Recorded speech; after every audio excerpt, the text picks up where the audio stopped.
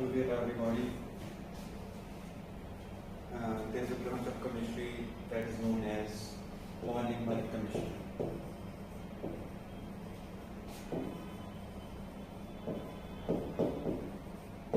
Which is very important on daily basis.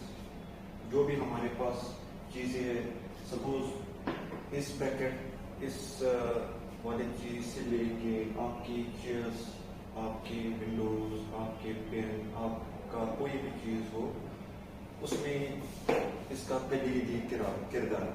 सो ये branch start करने से पहले जो मेन चीज इसमें है आपको याद रखना है, बस कुछ चीजें याद रखनी है। पॉलीमर केमिस्ट्री का जो बेसिक फंडा है वो उन चीजों पे इंसार करता है। सो पॉलीमर केमिस्ट्री स्टार्ट करने से पहले जो मेन फोकस है पॉलीमर केमिस्ट्री में, हम जितने भी पॉलीमेरिक कंपाउंड्स बनाते हैं या हम स्टार्ट करते हैं मोनोमेरिक कंपाउंड से पॉलीमेरिक कंपाउंड्स में हम चेंज करते हैं, जैसे नायलॉन, गन्ना बुट्टा, या हम जो भी रबर्स बनाते हैं, या हम जितने भी लंबे वायर्स बनाते हैं, या हम जितने भी मैटिंग सिस्टम्स बनाते हैं, जो भी डेली बेसिस पे हमारी चीजें हैं वो on the basis of polymer chemistry we are making them. So basic फंडा इसमें क्या है, बेसिक जो रिएक्शन मैकेनिज्म है वो सेम है।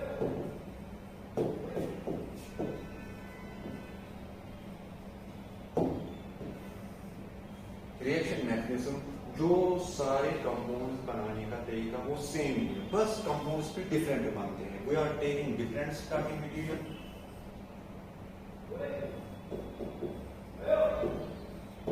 एंड डिफरेंट प्रोडक्ट्स बनते हैं। But before starting polymer chemistry we should just concentrate on certain things on which polymeric compounds depend.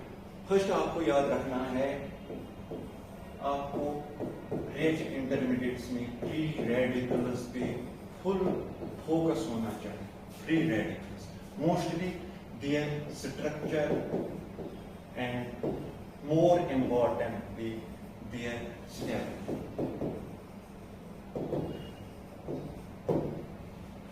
Okay, are you getting my point? दूसरा चीज जो है,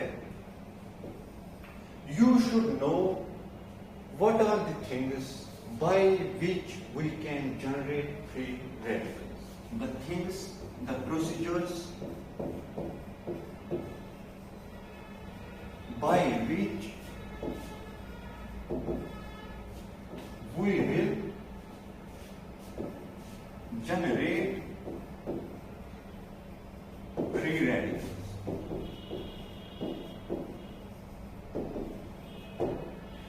And third most important thing is we should know the mechanism of polymeric reactions. Polymeric reactions में एक ही mechanism चलता है जो आपके हर किसी रिएक्शन में चलेगा। जो पॉलीमेरिक केमिस्ट्री है बेसिक फंडा तो सेम ही रहेगा, mechanism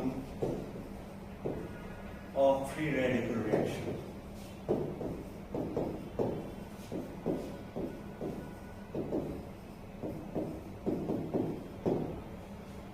Are you getting my point? So there are three things we should concentrate. Number one, we should know the free radical, especially their stability. Second most important thing is we should know the procedures, the methods by which we can determine, by which we can generate free radicals. And most importantly, third is mechanism of free radical reaction. Now we will come to first point, that is stability.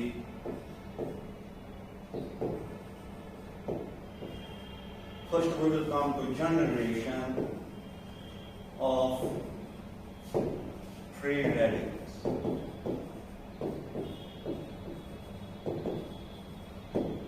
Free radicals का मतलब होता है, before generation we should know two things. जो हमारा bond होता है वो ऐसे होता है, जहां इसको हम ऐसे भी बोल सकते हैं या इसको हम ऐसे भी बोल सकते हैं, ठीक है। This bond is actually the mutual attraction of two bonds. इसने एक इलेक्ट्रॉन दे दिया, इसने एक इलेक्ट्रॉन दिया, इन्होंने आपस में बॉन्ड बना दिया.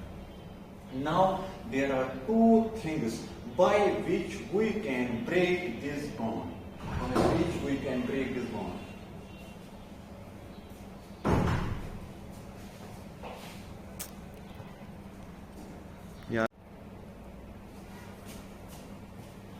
So there are two methods by which we can cleave this bond.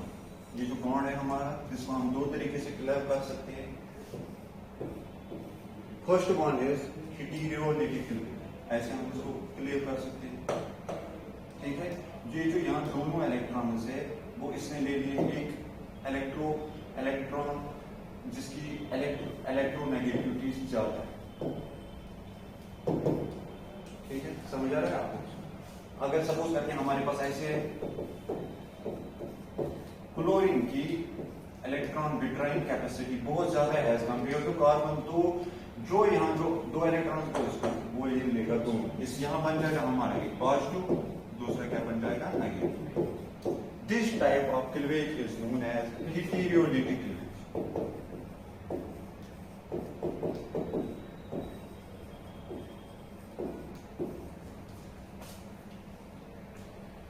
Second cleavage that is homolytic cleavage, जो हमें यहाँ यूज करनी पड़ेगी. होमोलिटिक क्लीवेज इसका मतलब होता है दोनों ग्रुप्स एक एक इलेक्ट्रॉन लेंगे.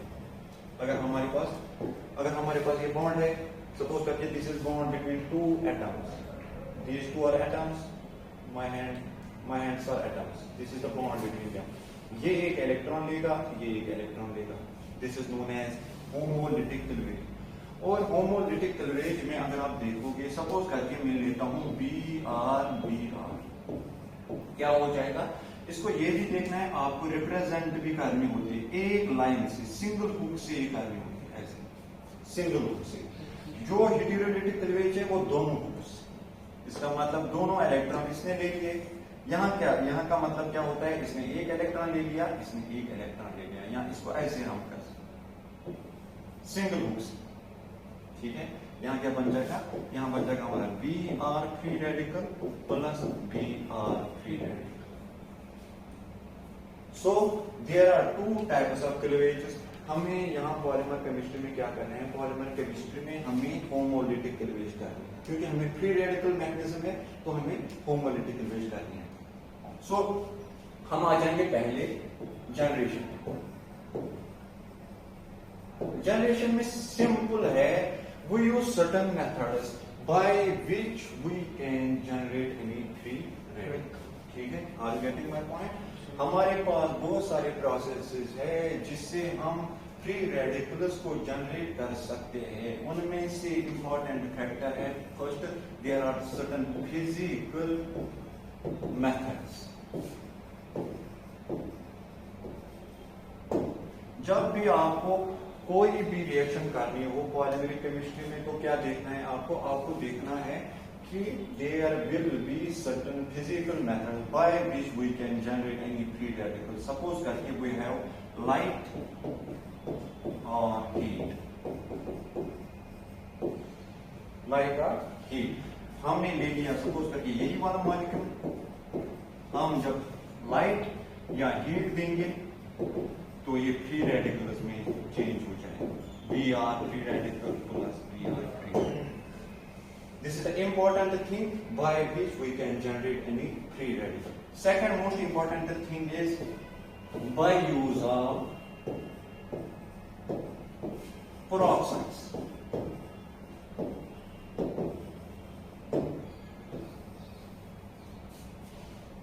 By the use of peroxide, by which we can generate any free radical. Peroxides में हमारा सपोज करके ये वाला आता है C6H5 CO C6H5 benzoyl peroxide. ठीक है.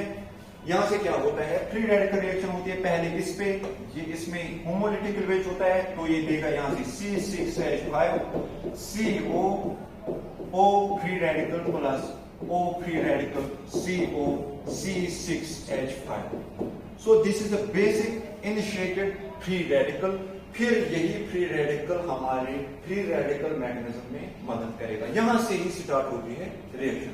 थर्ड मोस्ट इंपॉर्टेंट जो कंपाउंड है जिससे हम फ्री रेडिकल रिएक्शन जनरेट कर सकते हैं, free radical, that is by use of एजाइड्स।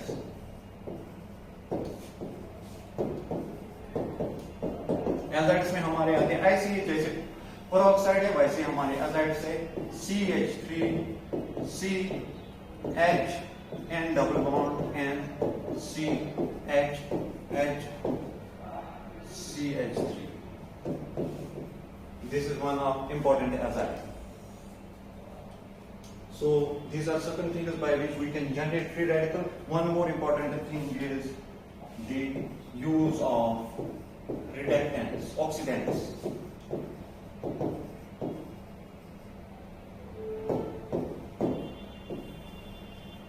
तो ये सिंपल चीज है कि हम जनरेट कैसे कर सकते हैं। मोस्टली जो आपकी केमिस्ट्री है, आपकी इंजीनियरिंग केमिस्ट्री है, या जो बीएससी फोर्थ सेम की केमिस्ट्री है, उसमें हम सिंपल दो फैक्टर्स लेते हैं। एक तो हम लेते हैं लाइट और हीट, ठीक है। दूसरा हम लेते हैं bye use of peroxide. Peroxide सबसे इंपॉर्टेंट है। तो ये सिंपल चीज है, ये इतना मैटर नहीं है, लेकिन अब हमें फोकस किस पे करना है। दूसरा चीज जो है stability of free radicals. Already you know that free radicals जो होते हैं they are electron deficient species. They contain 7 electrons. ठीक है, so it needs 1 electron to complete its octet. ठीक है, समझ आ रहा है। सो जो भी ग्रुप्स इसके बगल में होंगे, सपोज करके फर्स्ट आपको ये भी देखना है ये कौन सा फ्री रेडिकल है, विच type of free radical is this. हमें सिस्टम देखना होता है यहाँ, ठीक है, समझ आ रहा है आपको। हमें यहाँ सिस्टम देखना होता है, सिस्टम के बगल में देखना है। अगर एक कार्बन है then it is primary free radical, अगर 2 है then it is secondary free radical, अगर 3 है then it is tertiary free radical. So on the basis of groups which are either on right or left side, we can judge whether our free radical is primary, secondary or tertiary. Main focus आपको क्या करना है, we need electron donating group. There are 2 types of donations. One is electron donating group, another is electron withdrawal. जो withdraw करेगा इस पे already electron नहीं है, वो उसको और खींचेगा और इलेक्ट्रॉन वहां से लेगा, तो उससे स्टेबिलिटी बढ़ रहेगी या कम हो जाएगी, उससे कम हो जाएगी स्टेबिलिटी। अगर सपोज करके हमारे पास यहाँ Cl है, इसको इलेक्ट्रॉन की जरूरत है, तो लेकिन ये Cl जो है इसको खींचना है ऐसे, ये इसको और इलेक्ट्रॉन्स कम करता है, तो इसका मतलब we need electron donating groups to increase its stability. Now we can see which type of free radical is more stable as compared to which type of free radicals. This is primary free radical. This is primary free radical, है ना। primary free radical हमें क्या करना है, primary free radical को जज करने के लिए या किसी भी free radical को जज करने के लिए हमें क्या करना है, हमें सिस्टम को पहले ये करना है ऐसे, फिर इसके बगल में देखना है, यहाँ राइट साइड में देखना है, नीचे देखना है, ऊपर देखना है। अगर हम इसके राइट में देखेंगे तो 2 हाइड्रोजन है, हाइड्रोजन को कुछ नहीं करना होता है, ठीक है, समझ आ रहा है। हाइड्रोजन को कुछ नहीं करना है। इसके लेफ्ट में जब हम देखेंगे तो 1 कार्बन है, सो इसका मतलब this is primary free radical, ठीक है, समझ आ रहा है, दिस इज प्राइमरी फ्री। अगर हम और एक सिस्टम लेंगे,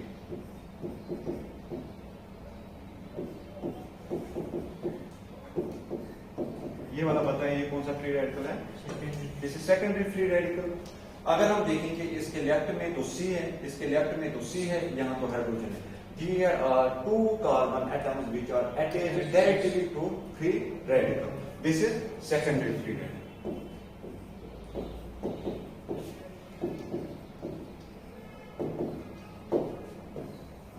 This is primary free radical. ठीक है। सिमिलरली अगर हम देखेंगे यहाँ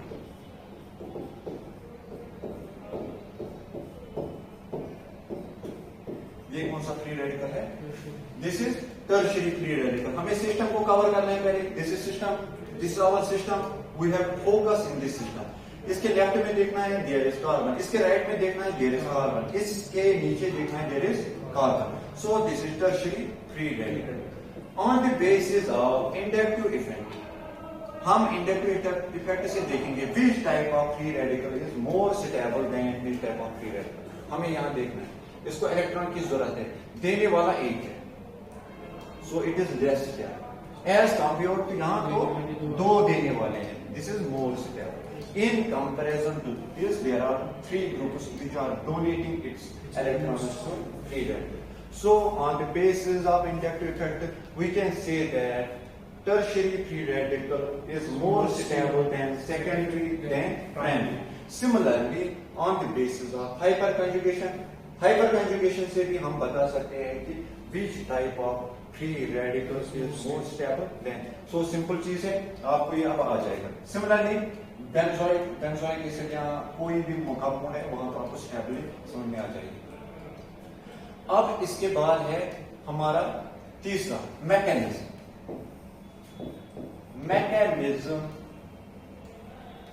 ऑफ फ्री रेडिकल रिएक्शन। जो भी पॉलीमर केमिस्ट्री में है, स्टार्टिंग से लेके अंत तक जो भी टॉपिक्स है उनमें ये मैकेनिज्म लगेगा। जिसको ये मैकेनिज्म समझ में आ जाएगा उसको सारी पॉलीमर केमिस्ट्री समझ में आ जाएगी। मैकेनिज्म 3 स्टेप का है, सिंपल मैकेनिज्म। पहले स्टेप में क्या होता है, पहले स्टेप में इनिशिएशन होती है। क्या होती है? इनिशिएशन। इनिशिएशन का मतलब होता है फ्री रेडिकल बन जाता है। फ्री रेडिकल किससे बन जाता है? We have already learn that by the use of peroxides, by the use of azo compounds, by light और हीट। ये आपको याद रखना। तो अगर हम यहां क्या करेंगे, हम यहां से बी आर लेंगे। इसमें हम क्या करेंगे, सपोज करके we are using light, heat, peroxide, जो भी कंपाउंड आप लोगे और एसो कंपाउंड, यहां क्या बन जाएगा, ये यहां फ्री रेडिकल बनाएगा। क्या बन जाएगा? होमोलिटिक हो जाएगी। Yes sir. ठीक है, क्या बन जाएगा? B R free radical plus B R free radical. So this is initiation process जहां फ्री रेडिकल हमारा बन रहा है। फिर उसके बाद दूसरा स्टेप जो है that is propagation process. Propagation का मतलब होता है कंटिन्यूएशन भी बोल सकते हो उसको। एक फ्री रेडिकल बन गया, एक फ्री रेडिकल बन गया, अब वो किसी भी टाइप ऑफ रिएक्शन में प्रोपोगेट करेगा रिएक्शन को। प्रोपोगेट का मतलब होता है एक फ्री रेडिकल दूसरे न्यूट्रल मॉलिक्यूल के साथ मिलता है, वो एक और फ्री रेडिकल बनता है, and the reaction will continue like this. There is neutral molecule, there is free radical formation, there is another neutral molecule, there is free radical formation, and steps continue. This type of step is known as propagation. Okay, समझ आ रहा है? Like this. अब हमारे पास क्या बन गया? B R free radical. ये क्या करेगा? देखो, हम डिफरेंट टाइप्स ऑफ मॉलिक्यूल, हम एक न्यूट्रल मॉलिक्यूल, न्यूट्रल है, न्यूट्रल मॉलिक्यूल है इथीन, इसमें भी हम क्या करेंगे? Free radical. क्या बन जाएगा? CH2 CH2, यहां भी फ्री रेडिकल, यहां भी फ्री रेडिकल। ठीक है, समझा रहा है? अब क्या हो जाएगा? ये फ्री रेडिकल इसके साथ क्या बन जाएगा बताओ? Br CH2 CH2 free radical. ठीक है, अब क्या हो जाएगा? फिर से हमारे पास एक और मॉलिक्यूल है, न्यूट्रल मॉलिक्यूल CH2 CH2, क्योंकि हमें लंबे चेन्स बनाने हैं। जो आपका रबर होता है या जो जितने भी लंबे लंबे मैटिंग्स होते हैं, ग्लासेस होते हैं या फर्नीचर, जितनी भी चीजें होते हैं वो लंबे मॉलिक्यूल्स होते हैं।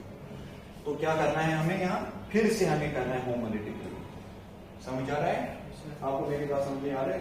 ठीक है, फिर से हमें क्या बन जाएगा? यहाँ CH2 CH2 फ्री रेडिकल। अब क्या हो जाएगा? ये यहां मिल जाएगा। ठीक है, यहां इसके साथ ये करेंगे आपस में होमोलिस, तो क्या बन जाएगा? यहां लिखा होगा, पहला था हमारा Br CH2 CH2 free radical था यहाँ, फिर उसके बाद हमें इसके साथ इसको मिलाया, फिर से एक न्यूट्रल मॉलिक्यूल को होमोलिसिस की, ये आपस में मिल गए, क्या बन जाएगा BrCH2 CH2 CH2 CH2 free radical, and the reaction will continue until जो हमारा टर्मिनेटिंग कंपाउंड है वो इसके साथ मिलेगा या ये आपस में मिल जाएंगे। This step is known as termination step. Termination में हमारा क्या हो सकता है, जो लंबा लंबा मॉलिक्यूल है like this BrCH2 CH2 CH2 CH2 free radical, इसके साथ और एक Br मॉलिक्यूल मिल जाएगा, या ये एक लंबे इसी टाइप ऑफ लंबे मॉलिक्यूल के साथ यहां अटैच हो जाएगा। Either it will terminate like this, या स्टेप टर्मिनेट हो जाएगा CH2Br, या और एक मॉलिक्यूल इतना लंबा आ जाएगा जो यहां मैच कर जाएगा। बहुत सारे प्रोसेसेस पॉसिबल है, ये इसके साथ भी मिल सकता है, यहां से लंबा मॉलिक्यूल भी ले सकते हैं, या Br आपस में भी मिल सकते हैं। These steps are known as termination steps. Thank you for your cooperation.